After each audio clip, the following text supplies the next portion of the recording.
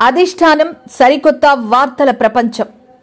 అధిష్టానం వాక్ స్వతంత్ర ప్రజాబలం. Welcome to అధిష్టానం టీవీ. ముందుగా బులెటిన్ల హెడ్లైన్స్. పలాస సబ్ డివిజన్ పరిధిలో ద్విచక్ర వాహనాల చోరీ కేసులో ఒకరు అరెస్ట్. వర్షాన్ని కూడా లెక్క చేయని అల్లూరి జిల్లా collector. Deputy CM Pawan Kalyan Delhi పర్యటనపై కేఏ పాల్ సంచలన ఆరోపణలు. రామ్ గోపాల్ వర్మ మరోసారి సంచలన వ్యాఖ్యలు. విశాఖ గాజువాక శీలానగర్లో ప్రేమ జంట ఆత్మహత్య. కర్నూలు కలెక్టరేట్ ఎదుట వాలంటీర్లు ధర్నా. సైబర్ క్రైమ్ నేరగాడిని అరెస్ట్ చేసిన విజయనగరం 1 టౌన్ పోలీసులు. పలాస సబ్ డివిజన్ పరిధిలో ద్విచక్ర వాహనాల చోరీ కేసులో ఒకరిని అరెస్ట్ చేశామని డీఎస్పీ వివి అప్పారావు, సిఐడి మోహన్ రావు తెలిపారు. పలాస పోలీస్ స్టేషన్లో మీడియా సమావేశం నిర్వహించారు.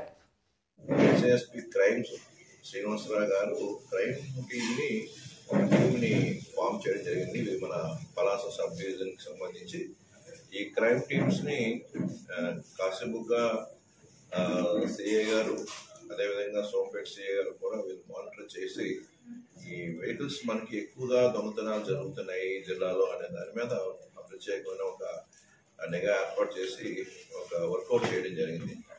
మనకి ఈ బైక్ అఫెన్సెస్ మన జిల్లాలోని పలాస డివిజన్లోని సోంపేట, మనస, ఇచ్చాపురము, పలాస టౌన్లో కూడా ఈ దొంగతనాలు చేయడానికి నేరస్తులు మీద మనం ఒక నిఘా చేసి ఒక ప్రత్యేకమైన ఇన్ఫర్మేషన్ సిస్టమ్ డెవలప్ చేసాం. ఇందులో భాగంగా మనకి ఇన్ఫర్మేషన్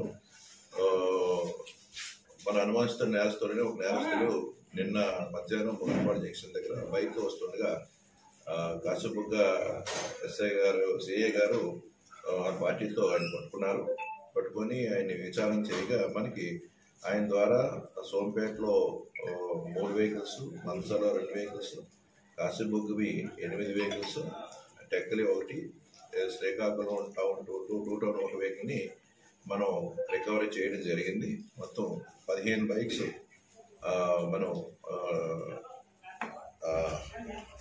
అమీర్ బుయానా అని Orissa Mandal Sai village, Rayagada block, Gajapati district చెందిన వ్యక్తి మనం నిన్న అరెస్ట్ చేసి ఆయన దగ్గర నుంచి వసపరుచుకోవడం జరిగింది. ఈ వెహికల్స్ అన్ని కూడా ఎక్కడో కూడా కేసులు నమోదు చేసి దర్యాప్తు చేస్తుండగా దర్యాప్తులో మనకి భాగంగా నిన్న రికవర్ అవ్వడం జరిగింది పోలీస్ అన్ని కూడా. ఇదే కాకుండా వీటితో పాటు ఈయన ఫ్రెండ్స్ చాలా మంది నేరాలు చేశారు.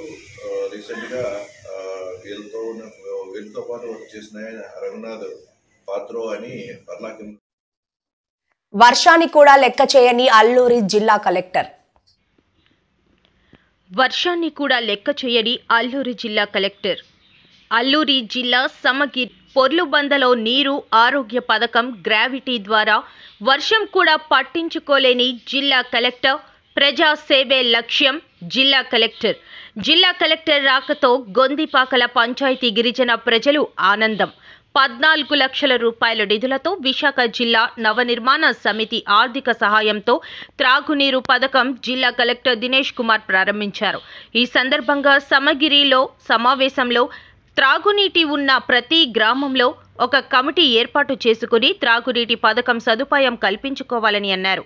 ప్రజల యొక్క సమస్యలు అడిగి తెలుసుకుని వారి వద్ద నుండి వినతి పత్రాలు తీసుకున్నారు. అతి మారుమూల గ్రామమైన పొర్లుబంద గ్రామస్తులు కలెక్టర్ రాకతో చాలా ఆనందం పొందారు. ఎప్పుడూ బురద నీళ్లు తాగే మా గ్రామానికి మంచి నీళ్లు ఇచ్చిన కలెక్టర్కి కృతజ్ఞతలు తెలియజేశారు. అలాగే గ్రామానికి రహదారి సదుపాయం కల్పించి అంగన్వాడీ సెంటర్, స్కూల్ బిల్డింగ్ మంజూరు చేయాలని పొర్లుబంద గ్రామస్తులు కోరారు. స్టోరీస్ ఎట్లా ఉంటుంది ముఖ్యంగా చూడడానికి వచ్చినప్పుడు ఈ విలేజ్ వాటర్ శానిటేషన్ కమిటీని చాలా గట్టిగా నిర్వహించి వాళ్ళు నాయకత్వంతో ఈ కార్యక్రమం అన్ని కూడా చేసిన వలన ఈ జేజేఎం అనే ఒక కార్యక్రమం ఇక్కడ సక్సెస్ అయింది. సో ఇక్కడ ఉంటున్న ఈ డ్రింకింగ్ వాటర్ డిస్ట్రిబ్యూషన్ ఇది కూడా ఇక్కడే ఇవాళ మనం ఓపెన్ చేయడం జరిగింది. ఈ మోడల్ని మిగిలిన చోట్ల కూడా మనం స్ప్రెడ్ చేయడానికి కావాల్సిన సూచనలు, సలహాలు ఈ విజే ఎన్ఎస్ఎస్ వాళ్ళ ద్వారా ఇది చేయడానికి కూడా ఏర్పాటు చేస్తున్నాము. సో ఖచ్చితంగా అధికారులు మాత్రం కాకుండా ఈ విలేజ్ వాటర్ శానిటేషన్ కమిటీస్ కూడా పూర్తి ట్రైనింగ్ ఇచ్చేసి వాళ్ళని దీనిలో భాగస్వామ్యం చేస్తే ఖచ్చితంగా మనం ఇంటింటికి కుళాయిలను ఒక కళాలు ప్రతి ఒక్క ట్రైబల్ హౌసెస్కి తీసుకువెళ్ళగలుగుతాం. సార్ ఇప్పుడు పొర్లుబంద ఈ గ్రామానికి మొత్తం నిధులు ఎంత జరుగుతుంది? సో ఈ గ్రామాలకి మొత్తం 14 లక్షల రూపాయలు దీనికి ఈ పర్టికులర్ గ్రామాలకి మాత్రం శాంక్షన్ అయ్యడం జరిగింది. మిగిలిన చోట్ల కూడా మనం ఎక్కడెక్కడ ఆల్రెడీ శాంక్షన్ జరిగిందో అదన్నీ కూడా మరొకసారి ఈ విలేజ్ వాటర్ శానిటేషన్ కమిటీస్ ముందు పెడతాము. వాళ్ళు ఆమోదించిన తర్వాత డిప్యూటీ సీఎం పవన్ కళ్యాణ్ ఢిల్లీ పర్యటనపై కేఏ పాల్ సంచలన ఆరోపణలు చేశారు. తన అన్న నాగబాబుకి రాజ్యసభ సీటు ఇప్పించేందుకు ఢిల్లీకి వెళ్లి మంతనాలు చేశారని ఆక్షేపించారు. Indians dominating, ruling, directing is not the right thing. Why not? We build a new parliament in a central location of India in Hyderabad, which is 40 minutes from Chennai, 40 minutes from Mumbai, 45 minutes from all other states, and 2 hours from Delhi. It's a centrally geographically located. Very important. But because why they are not doing is the question. For example, Chandrababu Naidu and Pawan Kalyan were fighting for special status, fighting against the steel plant sale, and today Pawan Kalyan's brother is given a Rajya Sabha seat, Nagababu. Why they are considering? Is it because he is criticizing, as per the RSS direction, Mr. Nagababu is saying, Godse is Godfather, the killer of Mahatma Gandhi. How could he become a murderer Godfather number 1? Is it the reason why Pawan Kalyan is silent now?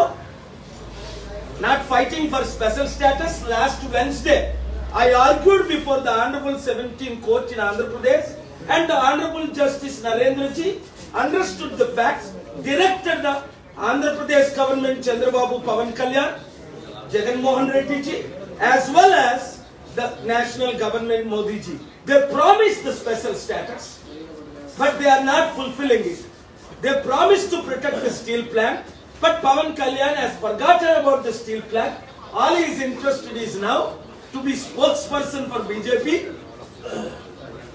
do whatever they say. So his brother, older brother, got from Congress MP, he got the deputy. సంచలన దర్శకుడు రామ్ గోపాల్ వర్మ ఇంకా అజ్ఞాతంలోనే ఉన్నారు. అతని కోసం ఒంగోలు పోలీసులు గాలింపు చర్యలు ముమ్మరం చేశారు.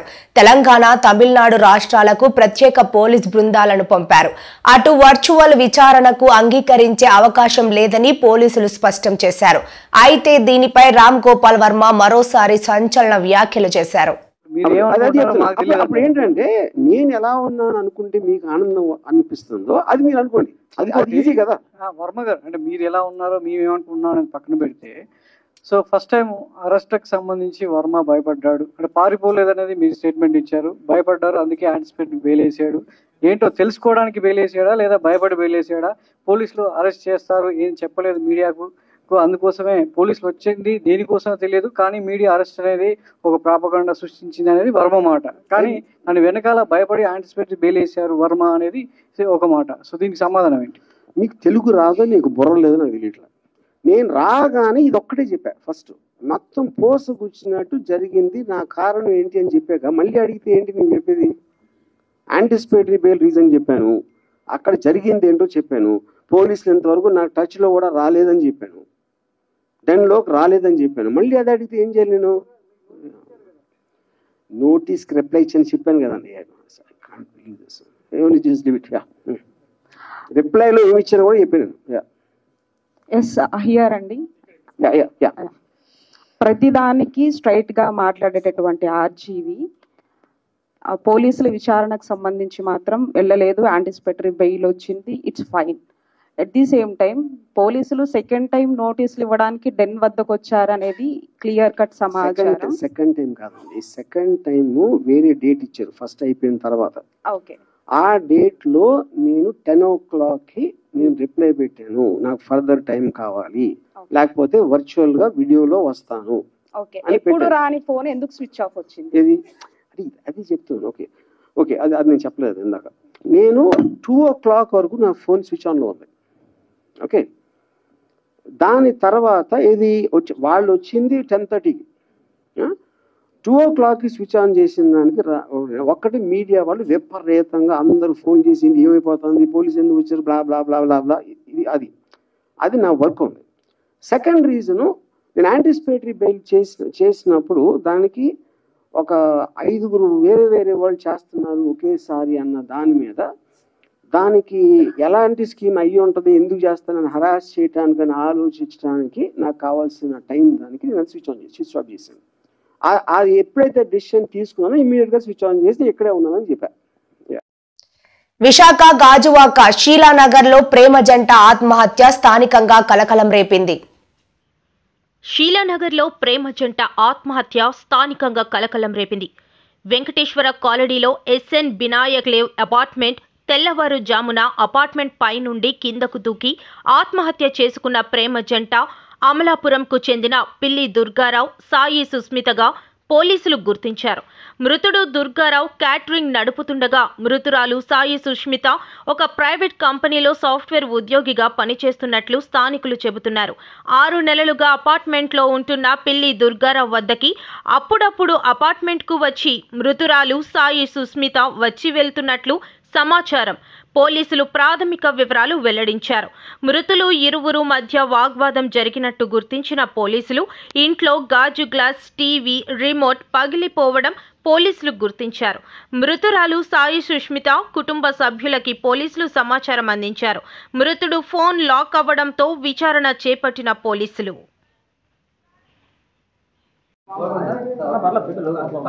గాజువాక షీలానగర్ లిమిట్స్ వెంకటేశ్వర కాలనీలో బిఎల్ఎస్ఎల్ వినాయక్ అపార్ట్మెంట్లో పిల్ల దుర్గారావు అనే క్యాటరింగ్ ఓనర్ వచ్చేసి గత 1 year నుంచి ఉంటున్నాడు. ఇతనికైతే వివాహం కాలేదు. హైదరాబాద్ అంటే ఇతని నేటివ్ ప్లేస్ అమలాపురము, ఈ పాపది కూడా అమలాపురం అనమాట, సుష్మిత. వీళ్ళిద్దరూ గత 3 నెలల నుంచి కూడా ఇక్కడ సహజీవనం చేస్తున్నట్లు ప్రాథమిక విచారణలో అనేది తెలిసింది. అయితే వీళ్ళిద్దరికి లోపల ఏదన్నా వాగ్వివాదం జరిగి ఉండొచ్చు. దానికి సీన్ అబ్జర్వేషన్ రిపోర్ట్ని బట్టి మాకు అంటే టీవీ యొక్క రిమోటు, తర్వాత గాజు గ్లాసు పగిలున్నాయి.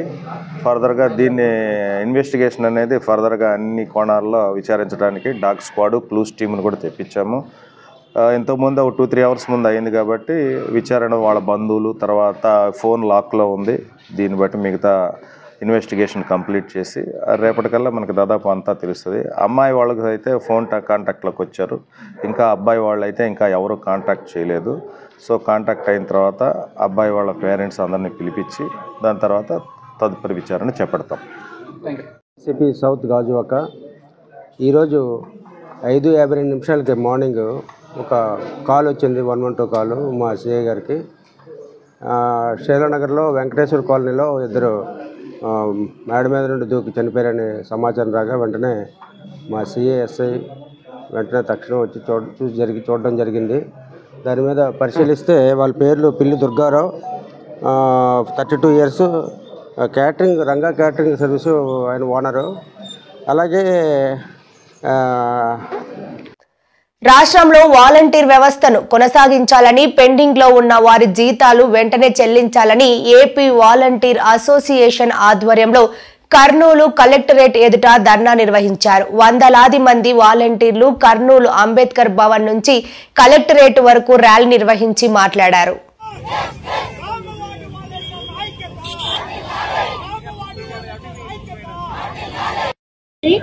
నేను చిత్తారి వీధిలోని 13వ సచివాలయం వాలంటీర్ని. నా పేరు త్రివేణి అండి. వాలంటీర్ వ్యవస్థని ఏ విధంగా జన్మనిచ్చి ఈ రోజుకి భూస్థాపితం చేసేశారు. ఆ విధంగా చేయడానికి వాలంటీర్ వాళ్ళు చేసిన ఇది దౌర్భాగ్యమా, ఇది ఏమా అనేది మాకేం అర్థం కావట్లేదు. ఇంకోటి, మేము జనాల కోసమే పోరాడాము, జనాల కోసమే చేశాము, జనాల కోసమే ఉన్నాము. కానీ జగన్ కోసం ఉన్నాము, బాబు కోసం లేమనేది సీఎం గారు అనుకుంటున్నారు, డిప్యూటీ సీఎం పవన్ కళ్యాణ్ గారు అనుకుంటున్నారు. కానీ ఇది అన్యాయం అండి. ఏదైతే చంద్రబాబు నాయుడు గారు మాకు ఎన్నికల సంస్థలో చెప్పినారో మీకు 10,000 జీతాలు పెంచుతాము, మీకు 5,000 ఏం సరిపోతాయని అన్నారు. ఆయన మీద నమ్మకంతో ఉన్నాము. మా వాలంటీర్ వ్యవస్థని అన్యాయంగా ఉంటే ఈ రోజు చంద్రబాబు నాయుడు గెలిచారు. అది మీడియా వైజ్ గా బాబు గారికి, డిప్యూటీ సీఎం పవన్ కళ్యాణ్ గారికి అందరికీ తెలిసినదే. ఏ విధంగా అయితే మేము జనాలకు మంచి చేశామో, నేనే అండి నాకు 80 ఇల్లు ఇచ్చారు జగన్ ప్రభుత్వంలో, నేను 43 పట్టాలు ఇప్పించాను జనాలకి.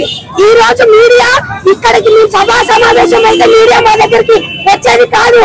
ఒక్కసారి ఓల్డ్ సిటీ 1 టౌన్ కు వచ్చి జనాల మధ్యలోకి మీడియా రావాల్సిందిగా ఖచ్చితంగా కళాకారులను కోరుకుంటున్నాను. రామవాడ వాలంటీర్ల అసోసియేషన్ స్టేట్ ప్రెసిడెంట్ ని ఈరోజు కర్నూలు జిల్లాలో వాలంటీర్ ధర్నా కార్యక్రమానికి జిల్లా అధ్యక్షులు ఊరు గారు ఆహ్వానించారండి. ఏదైతే ఎన్డీఏ గవర్నమెంట్ ఉందో ఎలక్షన్లకు ముందు వాలంటీర్ అడగకుండానే హామీ ఇచ్చి మీకు 10,000 జీతం ఇస్తాం, మీ వ్యవస్థని కొనసాగిస్తాం, మీకు 5,000 ఏం సరిపోతాయి, 10,000 ఇచ్చే బాధ్యత మాది, మీకు చట్టబద్ధంగా ఉద్యోగ భద్రత కల్పించే హక్కు మాదని చెప్పి ఈ రోజు నారా చంద్రబాబు నాయుడు గారు మరియు పవన్ కళ్యాణ్ గారు అలాగే బీజేపీ వీళ్ళు ముగ్గురు కలిసి వాలంటీర్ల మెడకి ఉరితాడు బిగించారు. వాళ్ళు ఇచ్చిన హామీలని నెరవేరుస్తారని మేము 2,60,000 మంది వాలంటీర్లు వాళ్ళ కుటుంబ సభ్యులు నాకు చెప్పిన వేసుకున్న యావరేజ్ గా 10 లక్షల ఓట్లు వన్ సైడ్ గా ఈ ప్రభుత్వానికి మేము ఓట్లేసి గెలిపిస్తే ఈ రోజు మీరు వాలంటీర్లే కాదు మీకు జీవో లేదు అని మాట్లాడుతున్నారు. వాలంటీర్లకు జీవో లేకపోతే మీరు జీవో ఇవ్వండి, మిమ్మల్ని ఎందుకు అనుకున్నాం మేము, మీరు మమ్మల్ని కొనసాగిస్తారనే కదా. ఒకవేళ జగన్మోహన్ రెడ్డి గారు జీవో ఇచ్చినా అది ఆగస్టు అయిపోయింది కదా, అక్కడి నుంచి ఇవ్వాల్సింది మీరే కదా. మీ చిత్త విజయనగరం 1 టౌన్ పోలీసులు సైబర్ క్రైమ్ చెల్లించినట్లు ఎస్పీ తెలిపారు. నవంబర్లో బాలిక పేరు మీద డ్రగ్స్ కొరియర్ వచ్చిందని డీఎస్పీని అంటూ అరెస్ట్ పేరిట 40 లక్షలు దోచేశారు. ఆమె పోలీసులకు ఫిర్యాదు చేయగా దర్యాప్తు చేపట్టి కాశ్మీర్ కు చెందిన తారక్ భట్ ను అరెస్ట్ చేసి 22 లక్షలు ఫ్రీజ్ చేశారు. అక్టోబర్ ఒక డిజిటల్ అరెస్ట్ అని చెప్పి ఒక cyber crime Vizianagaram 1 town police స్టేషన్లో రిపోర్ట్ అయింది. దాంట్లో ఏంటంటే ఒక 70 years old రిటైర్డ్ లెక్చరర్ ఆమెకి ఒక ఫోన్ కాల్ వచ్చింది. ఆ ఫోన్ కాల్లో మీ పేరు మీద ఒక పార్సల్ దొరికింది, ఆ పార్సల్లో డ్రగ్స్ ఉన్నాయి, మీకు మీ ఇది పోలీస్కి పట్టుబడింది, నేను డీసీపీ మాట్లాడుతున్నాను, మీకు అరెస్ట్ చేస్తున్నాము, డిజిటల్ అరెస్ట్ చేస్తున్నాము. సో మీరు అంటున్నారు మీ పేరు మీరు ఏం డ్రగ్స్ పంపించలేదు, మీరు ఏం పార్సల్ పంపించలేదు మీరు అంటున్నారు. సో మేము అది వెరిఫై చేయాలి, మీ అకౌంట్లో ఏదైతే డబ్బు ఉందో అది ఎక్కడి నుంచి వచ్చింది మేము వెరిఫై చేయాలి. అది చెప్పి ఆ డబ్బు అంతా మా అకౌంట్కి ట్రాన్స్ఫర్ చేయండి, మేము వెరిఫై చేసి మళ్ళీ మీ అకౌంట్లోకి అది అంతా క్లీన్ ఉంటే అంతా బాగానే ఉంటే మళ్ళీ అదే అమౌంట్ మీ బ్యాంక్ అకౌంట్కి మళ్ళీ రిటర్న్ చేస్తామని చెప్పి డిజిటల్ అరెస్ట్ చేస్తున్నామని చెప్పి ఆమె దగ్గర నుంచి 40,11,000 ఆమె దగ్గర నుంచి తీసుకోవడం జరిగింది. సో వాళ్ళ అకౌంట్లోకి వేసినాక వాళ్ళు ఫోన్లు స్విచ్ ఆఫ్ చేసి వాళ్ళు పారిపోయారు. దాని తర్వాత ఆమె మన దగ్గర వచ్చి విజయనగరం 1 టౌన్ పోలీస్ స్టేషన్లో కంప్లైంట్ ఇవ్వడం జరిగింది. ఆ కంప్లైంట్ ఇవ్వగానే ఇమీడియట్గా 1930కి కాల్ చేసి సైబర్ క్రైమ్ పోర్టల్ మీద ఆ కంప్లైంట్ ఇవ్వడం జరిగింది. దాంతో సంబంధించి ఏదైతే 40 lakhs ఏదైతే పోయిందో దానికి సంబంధించి దాదాపుగా 22 లక్షలు వేరే బ్యాంక్ అకౌంట్స్లో ఫ్రీజ్ చేయడం జరిగింది. సో దాంట్లో ఒకటి ఏంటంటే టైమ్లీ కంప్లైంట్ ఇచ్చారు. టైమ్లీ కంప్లైంట్ ఇచ్చినాక ఇమీడియట్గా 1930కి కాల్ చేయడము, దానికి సంబంధించి ఏదైతే అమౌంట్ పోయిందో ఆ అమౌంట్ ఇమీడియట్గా